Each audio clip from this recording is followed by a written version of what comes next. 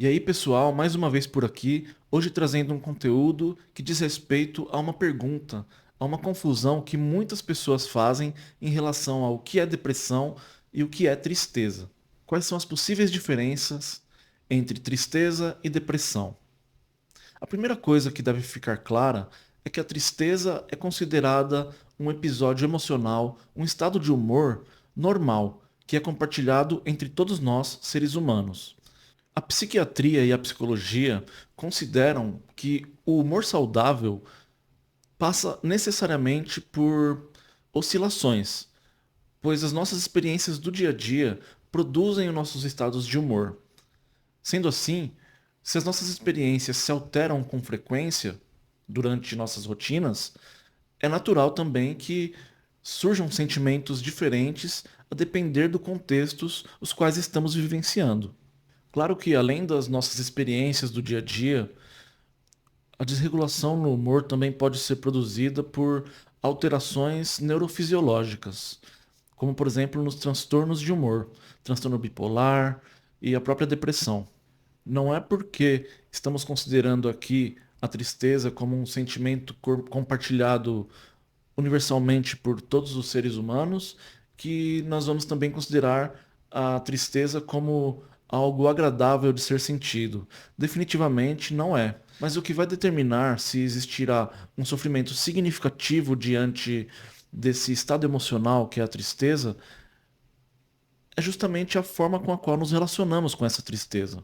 Mas a tristeza que é considerada normal pode ser comparada com aquela nuvem cinzenta que aparece de repente, sem aviso prévio, no verão, e que causa aquela chuva chata que adia os nossos planos para aquele dia.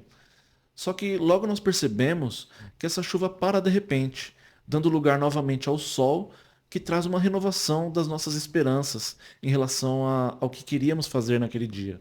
Mas então, em que situações a tristeza pode não ser considerada normal ou até mesmo ser considerada patológica?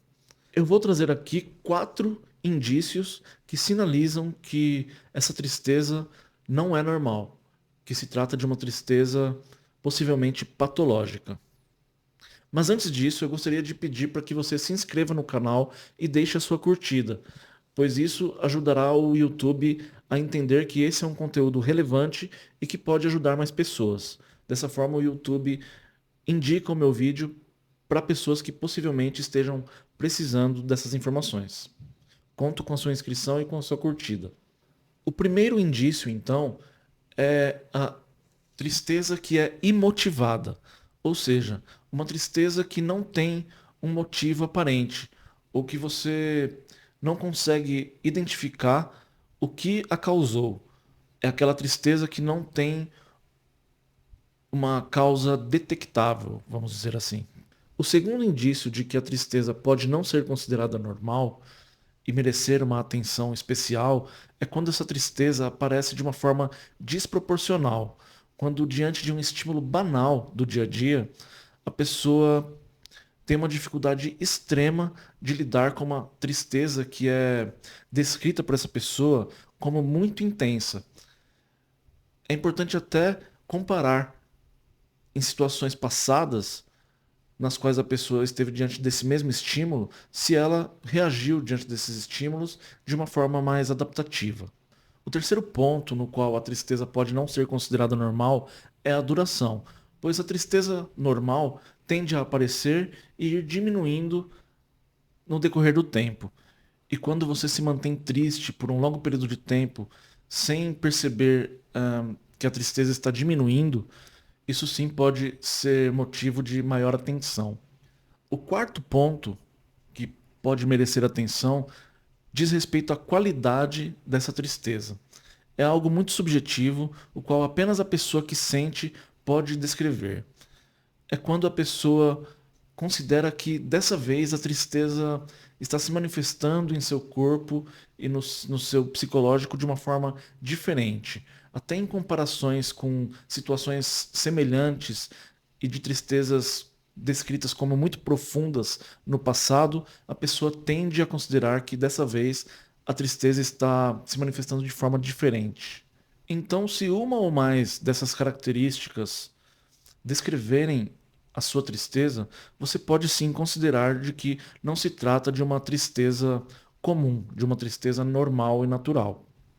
Embora esses quatro aspectos não sejam infalíveis para fechar, por exemplo, um quadro de depressão, isso pode ser muito facilmente percebido por si mesmo e também por outras pessoas que convivem com você.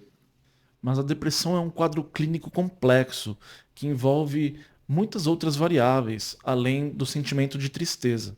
Outros sentimentos também podem estar presentes, como desprazer com a vida, no qual a pessoa sente que não tem mais a mesma disposição, disponibilidade para fazer coisas que ela anteriormente gostava muito de fazer e fazia com frequência. Pode ter baixa autoestima, baixa comportamental, angústia, ansiedade, entre outros sentimentos. Há também a avaliação sobre características físicas em relação a alterações no apetite, no sono. A pessoa descreve muito cansaço, fadiga, além de também existirem possíveis alterações cognitivas, quando a concentração, a memória recente, o aprendizado ficam prejudicados e a velocidade do raciocínio também pode ficar diminuída. Então a depressão é uma síndrome, onde um conjunto de sintomas e sinais estão acontecendo ao mesmo tempo. Um único sintoma não é suficiente para caracterizar um diagnóstico de depressão. Além de tudo isso, existe a avaliação do tempo em que a pessoa tem apresentado os sintomas e se há sofrimento significativo e um prejuízo funcional e ocupacional na vida da pessoa. Avaliar o quadro depressivo não é tão simples assim, mas essas foram algumas dicas que podem diferenciar uma tristeza natural de uma tristeza patológica. Até a próxima.